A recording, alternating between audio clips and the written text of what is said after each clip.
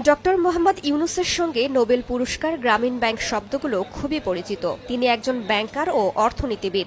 Doctor Mohammad Yunus Chittagong বিশ্ববিদ্যালয়ের অর্থনীতি বিভাগের একজন শিক্ষক ছিলেন। ক্ষুদ্রঋণ নামক অর্থনৈতিক ব্যবস্থার জনক হিসেবে সমাদৃত অধ্যাপক ইউনুস ১৯৭১ সালে স্বাধীনতা লাভের পর থেকেই ডক্টর ইউনুস গ্রামীণ দরিদ্র জনগোষ্ঠীকে নিয়ে কাজ শুরু করেন। ১৯৭৬ সালে গ্রামীণ ব্যাংক প্রতিষ্ঠিত হয়। ১৯৮৩ সাল থেকে এটি বৈধ ও স্বতন্ত্র ব্যাংক হিসেবে যাত্রা শুরু করে।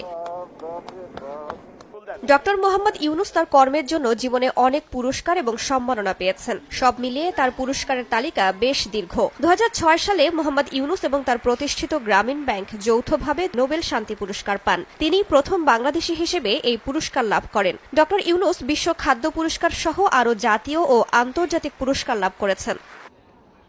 ১৯৭৮ থেকে ২০২১ সাল পর্যন্ত ডক্টর ইউনুস জাতীয় ও আন্তর্জাতিক সহ ১৪৫টি পুরস্কার অর্জন করেছেন। ১৯৭৮ সালে তিনি প্রেসিডেন্ট অ্যাওয়ার্ড পান। ১৯৮৪ সালে রামন ম্যাগসেসে পুরস্কার, ১৯৮৫ সালে কেন্দ্রীয় ব্যাংক পুরস্কার, ১৯৮৭ সালে স্বাধীনতা পুরস্কার, ১৯৮৯ সালে আগা খান অ্যাওয়ার্ড তার ঝুলিতে যুক্ত হয়। যুক্তরাষ্ট্র থেকে ১৯৯৪ সালে বিশ্ব খাদ্য পুরস্কার ও পিফার শান্তি পুরস্কার লাভ করেন। ১৯৯৮ সালে ইন্দিরা গান্ধী ও ২০০০ সালে গান্ধী শান্তি পুরস্কারও তাকে দেয়া হয়। ২০১০ সালে কংগ্রেশনাল গোল্ড মেডেল পান। জাতীয় পুরস্কারের তালিকায় আছে রিয়াল অ্যাডমিরাল এম এ খান স্মৃতি পদক, ডক্টর মোহাম্মদ ইব্রাহিম স্মৃতি স্বর্ণপদক সহ আরও অনেক পদক। এছাড়াও দীর্ঘ কর্মজীবনে অসংখ্য সম্মাননায় ভূষিত হয়েছেন ডক্টর মোহাম্মদ ইউনুস।